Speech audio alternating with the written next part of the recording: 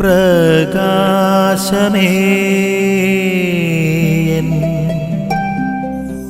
മിഴി തുറക്കുക വേഗം.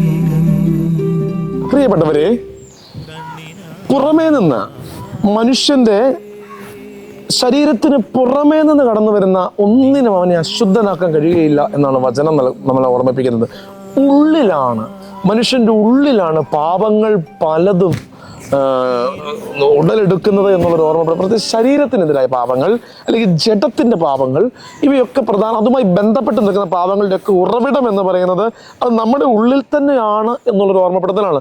പുറമേയുള്ള ചില സാഹചര്യങ്ങൾ നമ്മളെ സ്വാധീനിക്കുമെങ്കിലും ആത്യന്തികമായ തീരുമാനങ്ങൾ, പാപത്തോടുള്ള കോംപ്രമൈസ്, വേണ്ട എന്ന് ചിന്തിക്കുന്നതിന് പകരം പാപത്തോട് യെസ് പറയുവാനുള്ള, പാപത്തോട് സന്നദ്ധത പറയുവാനുള്ള ആ തീരുമാനങ്ങളൊക്കെ എൻ്റെ ഉള്ളിൻ്റെ ഉള്ളിലാണ് എന്നുള്ളൊരു ഓർമ്മപ്പെടുത്തലാണ് വചനം നമുക്ക് നൽകുന്നത്.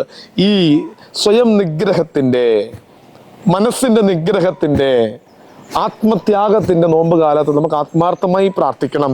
ഇന്ദ്രിയങ്ങളെ നിഗ്രഹിച്ചുകൊണ്ട് എൻ്റെ ഉള്ളിൻ്റെ ഉള്ളിൽ പാപത്തിൻ്റെ പണിപ്പുര ഞാൻ ക്രിയേറ്റ് ചെയ്യാതെ, രൂപീകരിക്കാതെ, എൻ്റെ ഉള്ളിൻ്റെ ഉള്ളിൽ സുഹൃതങ്ങളുടെ ഒരു പണിപ്പുര രൂപീകരിക്കുവാനുള്ള കൃപ നൽകണമേ എന്ന് ആത്മാർത്ഥമായി പ്രാർത്ഥിക്കാം. അതിന് നോമ്പുകാലം നമ്മെ സഹായിക്കട്ടെ. ആമേൻ. നിൻ വഴിയേ